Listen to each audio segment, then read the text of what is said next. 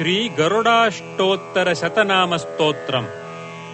श्रीदेव्युवाच देवदेव महादेव सर्वज्ञकरुणानिधे श्रोतुमिच्छामि तार्क्ष्यस्य नाम्नामष्टोत्तरं शतम्। ईश्वर उवाच शृणु देवि प्रवक्ष्यामि गरुडस्य महात्मनः नाम्नामष्टोत्तरशतं पवित्रं पापनाशनम्। अस्य श्रीगरुडनामाष्टोत्तरशतमहामन्त्रस्य ब्रह्मा ऋषिः अनुष्टुप् गरुडो देवता प्रणवो बीजम् विद्याशक्तिः वेदादिः कीलकम् पक्षिराजप्रीत्यर्थे जपे विनियोगः।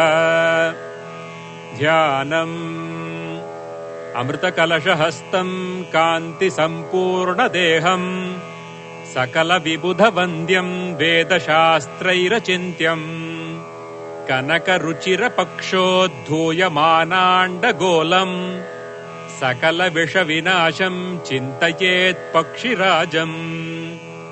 ॐ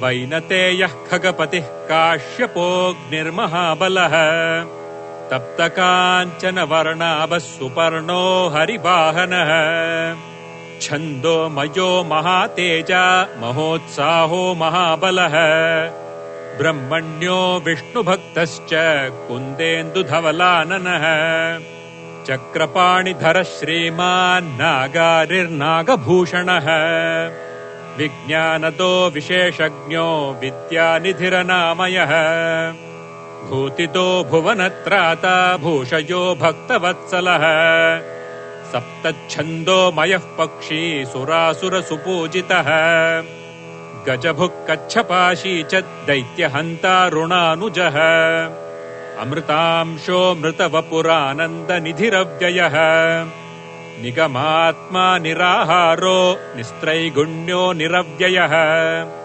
निर्विकल्पः परम् ज्योतिः परात्परतरः परः शुभाङ्गः शुभदः शूरः सूक्ष्मरूपी बृहत्तनुः विशाशी विदितात्मा च विदितो जयवर्धनः दार्ढ्याङ्गो जगदीशश्च जनार्दनमहाध्वजः सताम् सन्तापविच्छेता जरामरणवर्जितः कल्याणदः कलातीतः कलाधरसमप्रभः सोमपः सुरसङ्घेशो यज्ञाङ्गो यज्ञभूषणः महाजवो जितामित्रो मन्मथः प्रियबान्धवः शङ्खभृच्चक्रधारी च बालो बहुपराक्रमः सुधाकुम्भधरो धीमान् दुराधर्षो दुरारिहा वज्राङ्गो वरदो वन्द्यो वायुवेगो वरप्रदः